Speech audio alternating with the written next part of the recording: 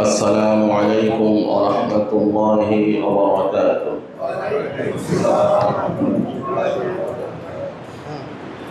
إن الحمد لله نحمده ونستعينه ونستغفره ونؤمن به ونتوكل عليه ونعوذ بالله من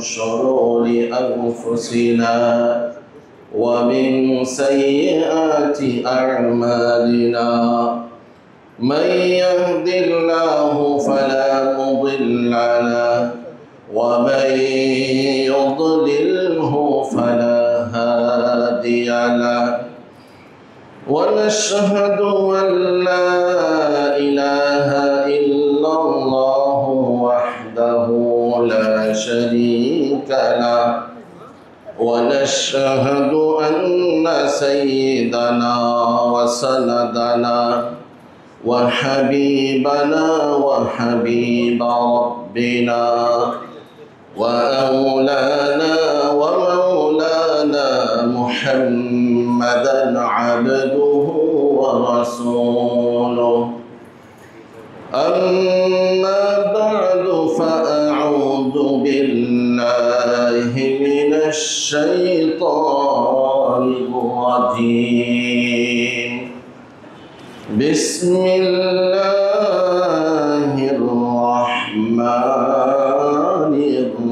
الرحيم إن الله يأمر بالعدل والإحسان وإيتاء ذي القربى وينهى عن الفحشاء والمنكر والبغي يعظكم لعلكم تذكرون وقال تعالى لقد كان لكم في رسول الله أسوة حسنة لمن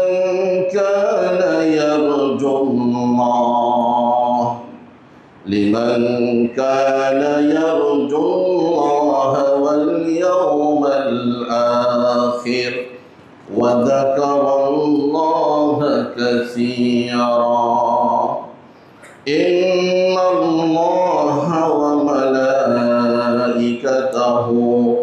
يصلون على النبي يا أيها الذين آمنوا صلوا عليه وسلموا تسليما اللهم صل على محمد وعلى آل محمد كما صليت على إبراهيم وعلى آل إبراهيم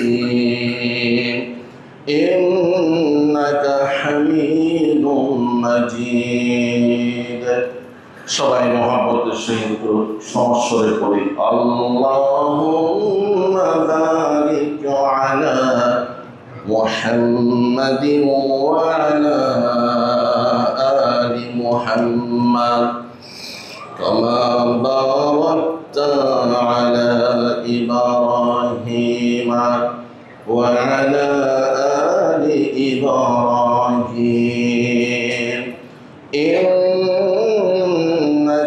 حميد مجيد سبحانك لا علم لنا إلا ما علمتنا إنك أنت العليم الحكيم جزى الله عنا محمدا بما هو أهله رب اشرح لي صدري ويسر لي أمري واحلل عقدة من لساني يفقه قولي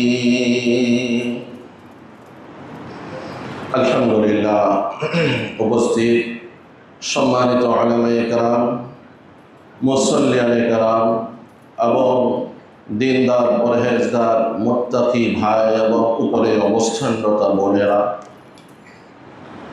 আমরা সর্বপ্রথম আমাদের মুনিব রব্বুল আলামিনের নিকট শুকরিয়া আদায় করছি, যিনি আমাদের প্রতি ইহসান করে, দয়া করে, মায়া করে, মোহাব্বত করে যথাসময়ে তার ঘরের মেহমান হওয়ার জন্য সুযোগ করে দিয়েছেন। সবাই বলি আলহামদুলিল্লাহ।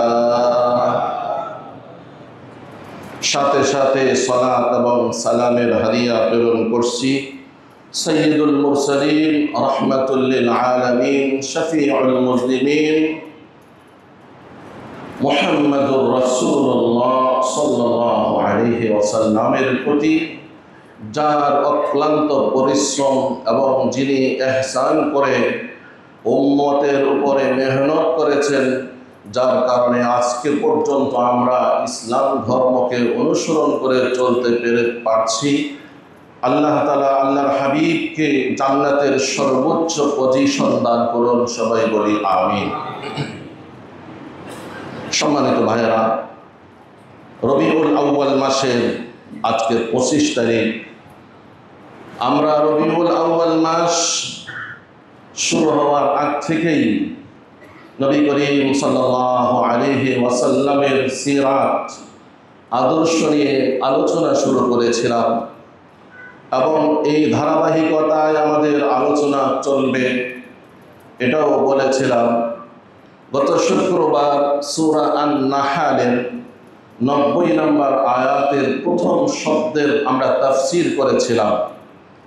সূরা নাহল এর প্রথম 90 নম্বর আয়াতের সূচনা হলো এই ইন্নাল্লাহা ইয়া'মুরু বিল আদলি ওয়াল ইহসান, নিশ্চয় আল্লাহ তাআলা তোমাদেরকে নির্দেশ প্রদান করছেন আদল, ন্যায়, ইনসাফ প্রতিষ্ঠা করার জন্য, ওয়াল ইহসান এবং ইহসান প্রতিষ্ঠা করার জন্য, ওয়া ইতাইযিল কুরবা আর আত্মীয় স্বজনদের সাথে সদাচরণ করার জন্য। এরপরে 3টি জিনিস থেকে এই আয়াতে নিষেধ করা হয়েছে। ওয়ায়ানহা আনিল ফাহশাই, আর অশ্লীলতা থেকে তিনি নিষেধ করেছেন। ওয়াল মুনকারি, মন্দ কাজ থেকে নিষেধ করেছেন। ওয়াল বাগি, বিদ্রোহিতা থেকে, কুফরি থেকে নিষেধ করেছেন। সম্মানিত ভাইয়েরা, আমরা গত সপ্তাহে এই আদল, ব্যক্তিগত জীবনে ইনসাফ, পারিবারিক জীবনে ইনসাফ, সামাজিক জীবনে ইনসাফ, রাষ্ট্রীয় জীবনে ইনসাফ, প্রত্যেকটি ক্ষেত্রে কিভাবে ইনসাফ প্রতিষ্ঠা করা দরকার সেই বিষয়ে সামান্য আলোকপাত করেছিলাম। আজকে দ্বিতীয় শব্দ নিয়ে সংক্ষিপ্ত সময়ের ভিতরেই আলোচনা করার চেষ্টা করব। ওয়ামা তাওফীকি ইল্লা বিল্লাহ। আসুন আমরা আজকে দ্বিতীয় শব্দ ইহসান কাকে বলে এই ইহসান নিয়ে আলোচনা করব। সম্মানিত ভাইয়েরা, ইহসান শব্দ বললেই আমরা একটা জিনিস বুঝি, সেটি হলো দয়া। অমুক আমার প্রতি ইহসান করেছেন, অর্থাৎ দয়া করেছেন। ইহসান শব্দটি মূলত আসছে হাসানুন শব্দ থেকে। হাসান, হাসান শব্দের অর্থ হলো সুন্দর। ইহসান শব্দের শাব্দিক অর্থ হলো যেই কোনো কাজ উত্তম রূপে সম্পাদন করা, সুন্দরভাবে শেষ করা, এটার নাম হলো ইহসান শাব্দিক অর্থে। পারিভাষিকভাবে ইহসান হলো আল্লাহ তাআলার সচেতনতার সাথে সর্বোচ্চ সুন্দর এবং উত্তম রূপে ইবাদত বন্দেগী এবং কার্যাবলী সম্পাদন করা। এটাকে শরীয়তের পরিভাষায় ইহসান বলে। ইহসান এই শব্দটি কোরআনুল কারীমে 75 আয়াতে 191 বার ব্যবহার হয়েছে। বলেন সুবহানাল্লাহ। ইহসান শব্দটি কোরআনুল কারীমের 175 আয়াতে, কোন কোন আয়াতে 2 বার ব্যবহার হয়েছে, সে হিসেবে 191 বার ব্যবহার হয়েছে। আমরা প্রত্যেকেই ইহসান শব্দটি বলতে বলতে, শুনতে শুনতে এমন হয়ে গেছে কেমন যেন এটা আমাদের বাংলার মতো মনে হয়। ইহসান, আসল কোরআন সুন্নায় এই ইহসান কি অর্থে ব্যবহার হয়েছে, নবী করিম সাল্লাল্লাহু আলাইহি ওয়াসাল্লাম প্রতিটি কাজে আমাদের জন্য আদর্শ। তিনি এই ইহসানে কি আদর্শ স্থাপন করে গেছেন, ব্যক্তিগত জীবনে, পারিবারিক জীবনে, সামাজিক জীবনে, রাষ্ট্রীয় জীবনে আল্লাহ রাসূল সাল্লাল্লাহু আলাইহি ওয়াসাল্লাম এই ইহসানকে কিভাবে রূপান্তরিত করেছেন, তার বাস্তবায়ন কিভাবে করেছেন, এই নিয়ে আজকে আমরা কথা বলবো। আল্লাহ তাআলা কোরআনুল কারীমের মধ্যে ইহসান যারা করে তাদেরকে ভালোবাসেন, এই কথা কয়েকবার ঘোষণা দিয়েছেন। ইন্নাল্লাহা ইউহিব্বুল মুহসিনিন, নিশ্চয় আল্লাহ তাআলা যারা ইহসান করে, যারা মানুষের প্রতি দয়া করে, যারা প্রত্যেকটি কাজ সুন্দরভাবে সম্পাদন করে, তাদেরকে আল্লাহ তাআলা ভালোবাসেন। আর যাদেরকে আল্লাহ তাআলা ভালোবাসেন তাদের সাথেই থাকে আল্লাহ তাআলার রহমত, দয়া। এজন্য আয়াতে বলেন, ইন্না রাহমাতাল্লাহি করিবুম মিনাল মুহসিনিন, নিশ্চয় আল্লাহ তাআলার দয়া, রহমত যারা ইহসানকারী তাদের সাথে আল্লাহর রহমত থাকে।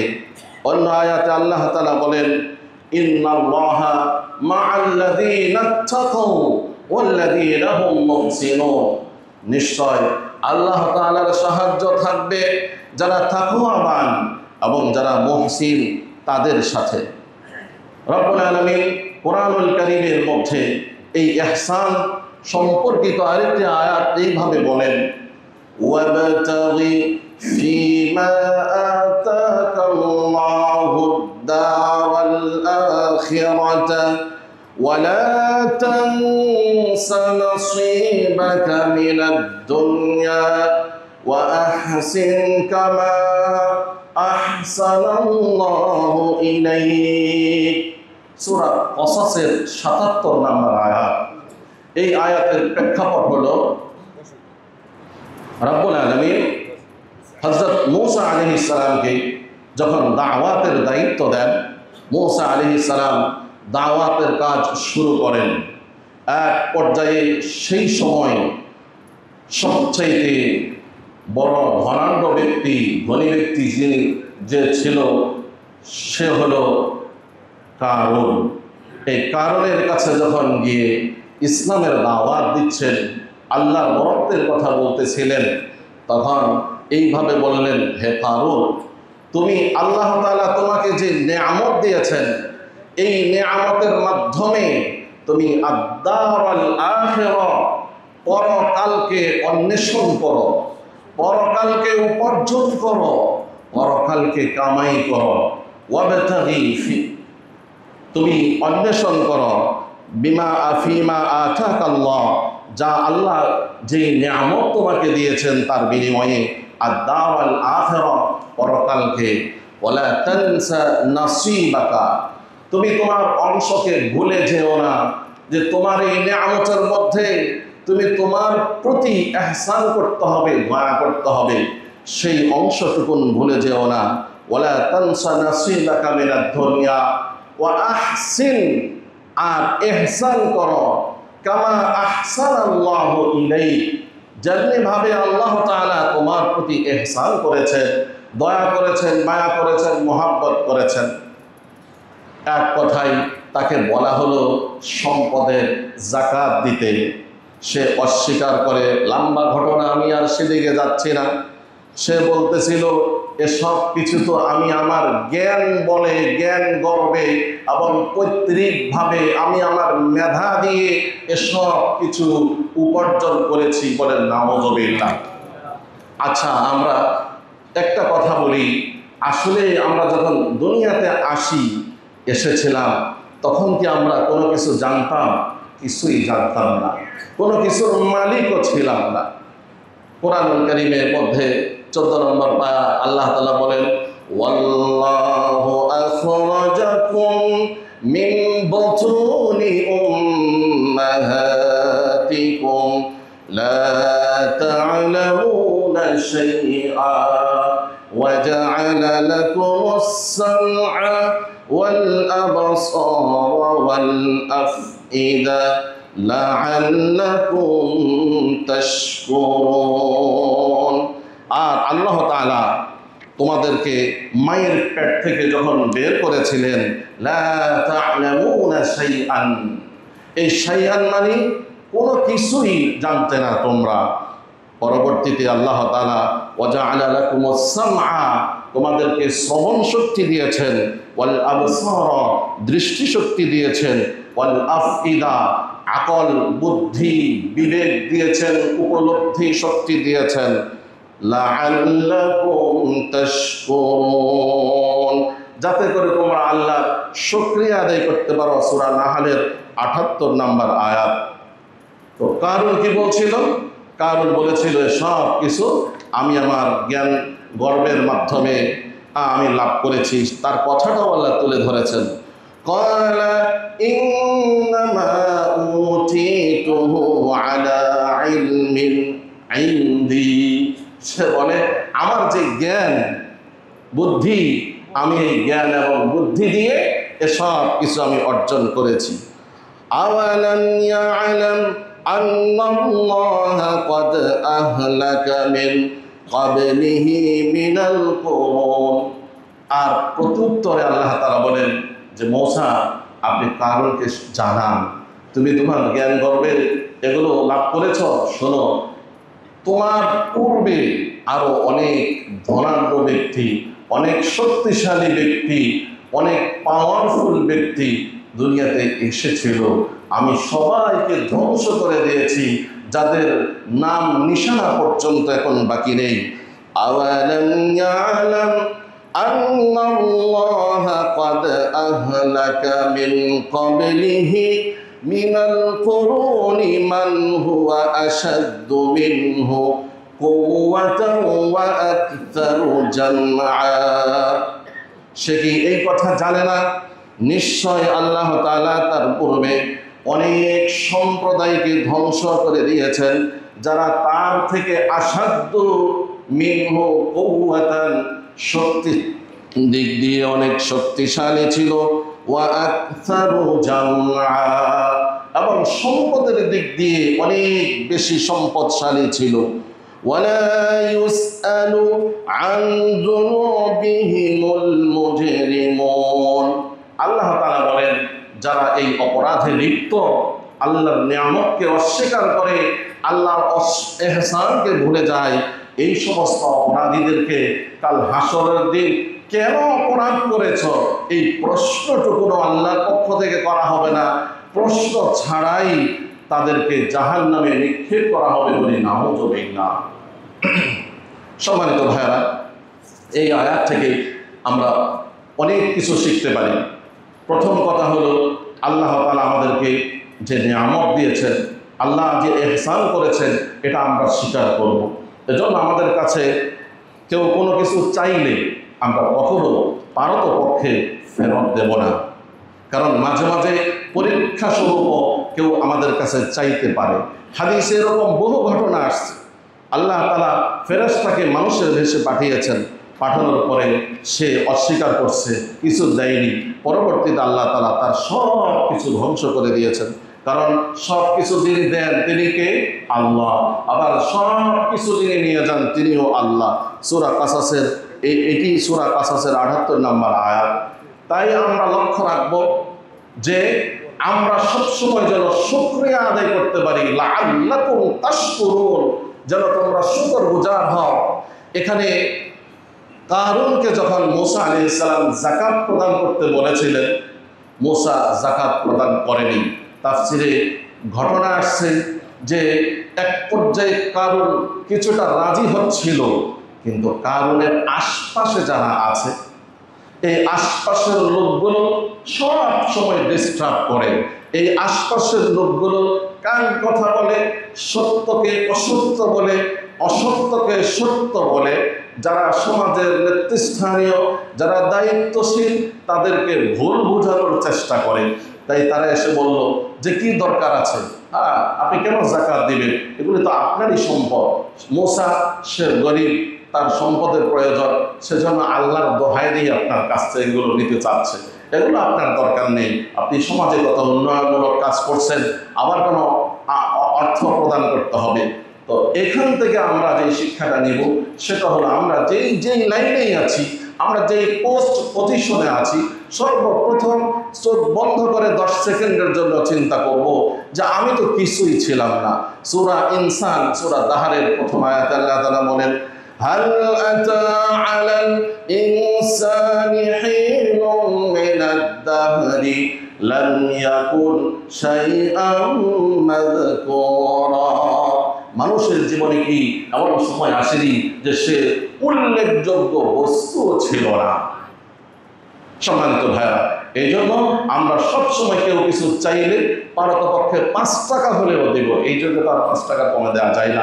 5 টাকার কমে 2 টাকা দিলেও যারা বিক্ষোভ তারা মাইন্ড করে, আপনার দিকে চোখ উঁচু করে তাকাবে। তো মিনিমাম 5-10 টাকা আমরা দেবো। এই জন্য ভাঙতি টাকা সাথে রাখবো। যেখানে যেই অবস্থাতে, একটা হাদিসে আসছে, কেউ যদি ঘোড়ার উপরে সাওয়ার হয়ে আপনার কাছে কিছু চায়, তবু আপনি তাকে দেন। কারণ সে যদি অন্যায়ভাবে চায়, এটা সে বুঝবে, তার রবের কাছে সে জবাব দিবে। কিন্তু আমাকে আপনাকে আল্লাহ নির্দেশ প্রদান করছেন সূরা দোহার শেষ আয়াতে,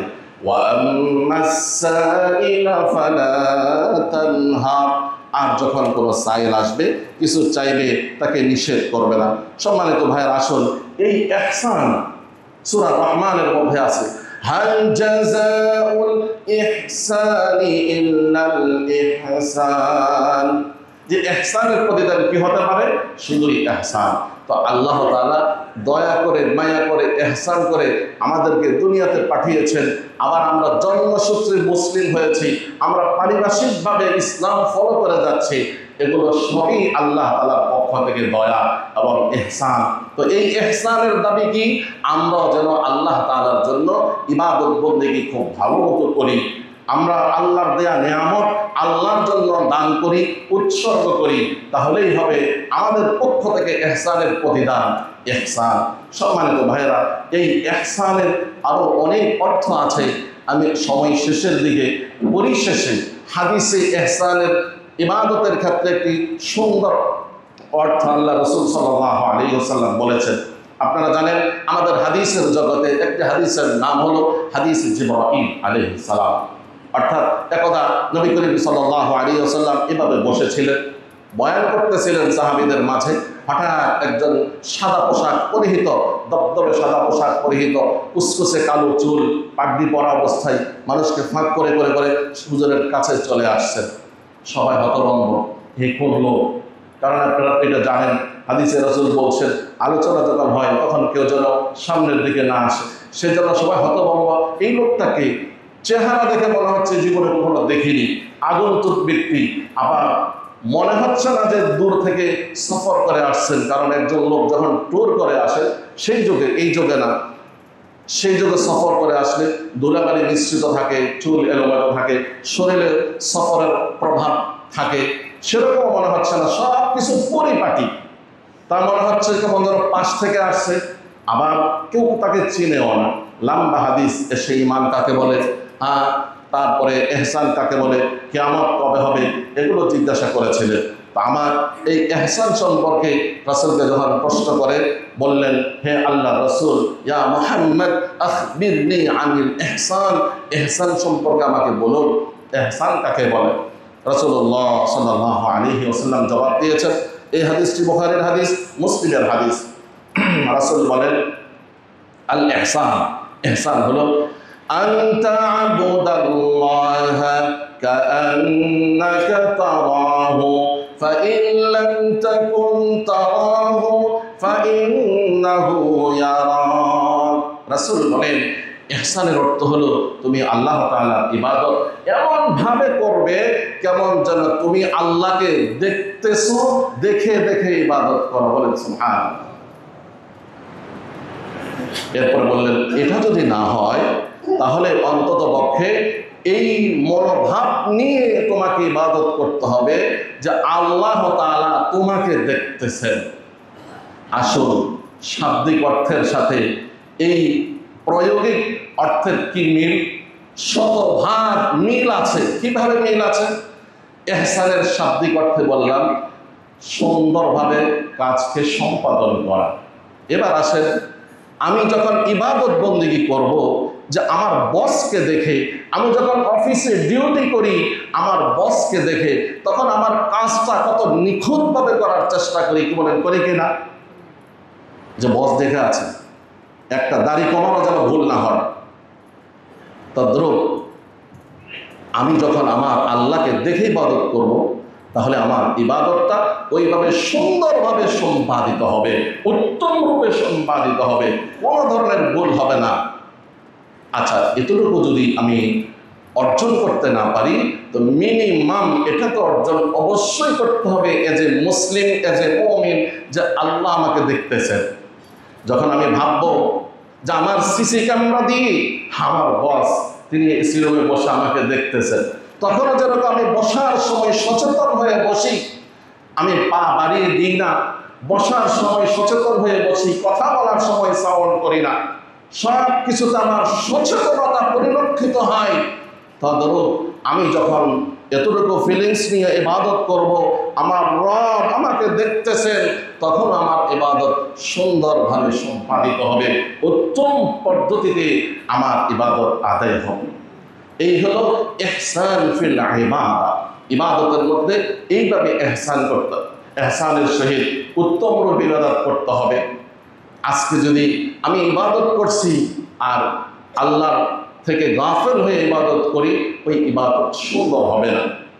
সাধারণত এতটুকু আমরা বাস্তবতা স্বীকার করছি, আমরা যখন জনসম্মুখে ইবাদত করি, সালাত আদায় করি, তখন একটু রক্ষা করি আরেকজন মানুষ যেন আমার প্রতি খারাপ ধারণা না করে, তাই রুকু সেজদা এগুলো অন্তত পক্ষে ঠিক মতো আদায় করি।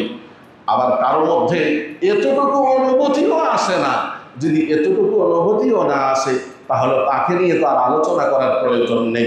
বাকি এই যে একটা অনুভূতি আসছে, মুফাসসিরিনে কেরাম বলেন এটাও খারাপ না, কারণ হাদিসে আসছে মানুষের মধ্যে লজ্জা থাকা উচিত, হায়া থাকা উচিত, যেন সে অন্যায় অশ্লীল কাজ না করে। তো আমি এই যে একটু মনে মনে ভাবলাম যে আরেকজনে দেখলে কি বলবে, যদিও এটা শুরুর দিকে খারাপ কিন্তু পরবর্তীতে এটা ভালো। কেন? ওলামায়ে কেরাম বলেন যে রিয়া সে আদত, আদত সে ইবাদত। একটা জিনিস যখন লৌকিকতা করেও কেউ করবে, করতে করতে যখন অভ্যাসে পরিণত হবে, তারপরে এটা ইবাদতে রূপান্তরিত হবে। সুবহানাল্লাহ। সম্মানিত ভাইরা, তাই এইভাবে আমাদের ইবাদত করতে হবে। এবার আসুন ইহসান ফিল আমল, কর্মকাণ্ডে কাজ কামে ইহসান কিভাবে হবে? কাজ কামে ইহসানও ঠিক একইভাবে, যেই কাজটা যেইভাবে করা দরকার সেই কাজটা সেভাবেই করতে হবে। সময় খুবই কম, আমি শুধু একটি মুসলিম শরীফের 1955 নম্বর হাদিসটি আপনাদেরকে শুনাই, শেষের দিকে চলে যাচ্ছি। আল্লাহ রাসূল সাল্লাল্লাহু আলাইহি ওয়াসাল্লাম বলেন, ইন্নাল্লাহা কাতাবাল ইহসানা আলা কুল্লি শাই। আল্লাহ তাআলা প্রত্যেকটি জিনিসের মধ্যে ইহসানকে ফরজ করে দিয়েছেন। তারপরে উদাহরণ দিতে গিয়ে রাসূল বলেন, ফাইদা কাতালতুম ফাআহসিনুল কিতলা। যখন কাউকে হত্যা করবে, কি অর্থ? অর্থাৎ ইসলামী শাসন যখন হবে, একজন অপরাধী যাকে হত্যা করা ফরজ, কিসাস, তখন যাকে যখন এইভাবে পদ্ধতিতে হত্যা করা হবে, তখন তাকে হত্যা করাটাও যেন উত্তমভাবে হয়, তাকে কষ্ট দিয়ে নয়, খুবই শর্টলি যেন তার কোনো কষ্ট না হয়, এটার নাম ইসলাম। তারপরে বলেন ওয়াইদা যাবাহতুম ফাআহসিনুদ যিবহা। যখন পশু জবে করবে তখন পশুকে কোনো রকমের কষ্ট দেয়া যাবে না, উত্তম রূপে জবে করতে হবে। বরং কি পদ্ধতি হবে? ওয়াল ইউহিদ্দা আহাদুকুম শাফরাতাহু। তোমাদের উচিত যে পশু জবে দেওয়ার আগে ছুরিকে ধার দিয়ে নেওয়া, তারপরে ওয়াল ইউরিহ যাবিহাতাহু, ওই জবে করা পশুকে আরাম দিবে, কষ্ট দেবে না, সুন্দর পদ্ধতিতে তাকে জবে করবে। রাসূলের হাদিসের মধ্যে এই কয়েকটি শব্দ বলে উদাহরণ দিয়েছেন। তার অর্থ হলো যেই কোনো কাজ যেইভাবে করা দরকার সেই কাজ সেইভাবে করা, এটা হলো কাজের মধ্যে ইহসান। যেমন মনে করেন আমরা মুআমালাত লেনদেনের ক্ষেত্রে যদি বলি, ক্রয় বিক্রয়ের ক্ষেত্রে যদি বলি, আমি একটা জিনিস ক্রয় করছি, ধমক দিয়ে 20 টাকা কমাইলাম, এটা ইহসান পরিপন্থী হইল। বরং সে যা চাই তাতে যদি আমি সম্মত হই সেটাই পে করব, কিন্তু ধমক দিয়ে আমার শক্তি প্রয়োগ করে আমি কম দেব, একেবারেই টাকা দেব না, সেটা হবে জুলুম। তারপরে মনে করেন প্রাণীর সাথে আপনার ইহসান, এই ব্যাপারে যদি রাসূলের আদর্শের কথা তুলে ধরি, তো আল্লাহ রাসূল সাল্লাল্লাহু আলাইহি ওয়াসাল্লামের কাছে একসময় একটি ওট এসে অভিযোগ করে। রাসূল সব কিছু বুঝতেন, ওটের অবস্থা দেখে রাসূল বলছেন সে ক্ষুধার্ত। সাথে সাথে বললেন, এই ওটের মালিককে? চলে আসলো, বললেন তোমার ওট ক্ষুধার্ত, তুমি ওটকে বেশি কষ্ট দাও, কাজ বেশি নাও, তাকে খাবার কম দাও। তখন সাথে সাথে তিনি স্বীকার করে বললেন, জি, এখন থেকে আমি এই ওটের যথাযথ মূল্যায়ন করব। সম্মানিত ভাইরা, এইভাবে রাসূলের আদর্শ মুআমালাতের মধ্যে ছিল, শত্রুর সাথে ছিল। যেমন রাসূলের আদর্শ শত্রুর সাথে ইহসান কিভাবে করেছেন। 8ম হিজরি মক্কা বিজয়ের সময় আল্লাহ রাসূল সাল্লাল্লাহু আলাইহি ওয়াসাল্লাম যখন শক্তি অর্জন করেছেন সম্পূর্ণভাবে, তখন তিনি ঘোষণা দিলেন, লা তাসরিবা আলাইকুমুল ইয়াওম ইয়াগফিরুল্লাহু লাকুম ওয়া হুয়া আরহামুর রাহিমিন। আজকের এই দিনে কারো কাছ থেকে 13 বছরের জুলুম নির্যাতনের কোনো প্রতিশোধ আমি নেব না, আমি ক্ষমা করে দিয়েছি। রাসূলের এই উদাত্ত আহ্বানে এই জন্য হাজার হাজার অমুসলিম সেই সময় মুসলিম হয়ে সাহাবিত্ব অর্জন করেছেন। সুবহানাল্লাহ। এটা হলো শত্রুর সাথে ইহসান। দাস দাসী কৃত কর্মচারীদের সাথে ইহসান। রাসূল বলেন, যখন কেউ কাজ করতে আসবে তার ঘাম শুকানোর পূর্বেই তার পারিশ্রমিক পে করে দাও। রাসূল বলেন, যারা তোমাদের অধীনস্থ তারা তোমাদেরই ভাই, তোমরা যা খাবে তাদেরকে তা খাওয়াও, তোমরা যা পরবে সেখান থেকে তাদেরকে পড়তে দাও, পরিধান করতে দাও। এটা হলো অধীনস্থদের সাথে ইহসান। এইভাবে গরিব মিসকিনদের সাথে রাসূলের ইহসান। রাসূল বলতেন, আমি ইন্নী উহিব্বুল মিসকিন, আমি মিসকিনকে ভালোবাসি। এবং আল্লাহর কাছে দোয়া করছেন, আল্লাহুম্মা হশুরনি মা যুমরাতিল মাসাকিন, হে আল্লাহ আপনি আমাকে মিসকিনদের সাথে হাসর করবেন, বলেন সুবহানাল্লাহ। সম্মানিত ভাইরা, আমি আজকে আর বেশি সময় নেব না। আমাদের মাঝে 2 জন সম্মানিত মেহমান উপস্থিত হয়েছেন। মেহমান বলা যাবে না, ওনারা আমাদেরই ভাই, আমাদেরই প্রতিবেশী। তারা আমাদের কাছ থেকে, আপনাদের কাছ থেকে একটু দোয়া নেবেন। এই জন্য আমি আমার আলোচনা, অসম্পূর্ণ আলোচনা এখানেই রাখছি। আগামী সপ্তাহে এখান থেকে আমাদের আলোচনা শুরু হবে। রাসূলের ইহসান এবং প্রত্যেকটা কাজে ইহসান, মানুষের সাথে ইহসান, ইয়তীমদের সাথে ইহসান, পথচারীর সাথে ইহসান, সাধারণ লোকদের সাথে ইহসান, প্রতিবেশীর সাথে ইহসান, ব্যবসায়ীদের সাথে ইহসান। যেহেতু হাদিসে বলছে, ইন্নাল্লাহা কাতাবাল ইহসানা আলা কুল্লি শাই, প্রত্যেকটি জিনিসের সাথে কিভাবে ইহসান করা যাবে, নিজের স্ত্রীর সাথে কিভাবে ইহসান, নিজের সন্তানদের সাথে কিভাবে ইহসান। সন্তানের ব্রেন দুর্বল, আপনি ইংলিশ মিডিয়ামে ভর্তি করিয়ে দিয়েছেন, তার কষ্ট হচ্ছে, এটা তার উপরে জুলুম হবে। আপনি তাকে একজন বিজ্ঞ শিক্ষকের কাছে নিয়ে তার মেধা যাচাই করেন, সে যদি দুর্বল মেধাবী হয় তাহলে আরো প্রেশার তাকে দেওয়া ঠিক না। এইভাবে প্রত্যেকটা জিনিসের সাথে যেন আমরা ইহসানের আচরণ করতে পারি, তাহলে কি হবে, আমরা আল্লাহর প্রিয় হব। ইন্নাল্লাহা ইউহিব্বুল মুহসিনিন, আল্লাহ মুহসিনদেরকে ভালোবাসেন। আল্লাহ তাআলা আমাদের সকলকে ইহসানের সহিত ইবাদত এবং যে কোনো কাজ সম্পাদন করার তৌফিক দান করেন। আমিন। ওয়া আখিরু দাওয়ানা আলহামদুলিল্লাহি রাব্বিল আলামিন। যারা সুন্নাত আদায় করেননি আপনারা সুন্নাত আদায় করেন।